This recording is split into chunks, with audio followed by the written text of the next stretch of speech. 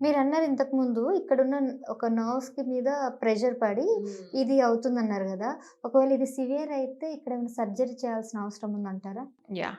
ఇది మనకి హ్యాండ్ సర్జరీలో ఒక మైల్డ్, మోడరేట్, సివియర్ కేటగరీస్‌లో తీసుకుంటే ఇదొక చిన్నపాటి ఇష్యూ లాగానే వస్తది.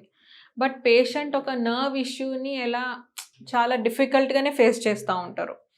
ఇనీషియల్‌గా ఉన్నప్పుడు ఇప్పుడు మనకి ఆ స్ట్రెస్ ఫ్యాక్టర్ ఉంది. హ్మ్. వీటి వల్ల మనం అంటే మా ఈ జాబ్ వల్ల మేము ఈ ఇష్యూకి ప్రోన్ అవుతాం అని అన్నప్పుడు స్ట్రెచింగ్ ఎక్సర్సైజెస్ చేసుకోవాలి. హ్మ్. మణికట్టుని కిందికి, పైకి గ్లైడింగ్, నర్వ్ గ్లైడింగ్ ఎక్సర్సైజెస్ అని ఉంటాయి. హ్మ్. అలాంటివి చేయాలి. నైట్ టైం నీకు తిమ్మిరి ఎక్కువ ఉంది అనుకుంటే పట్టీ వేసుకొని పడుకోవాలి.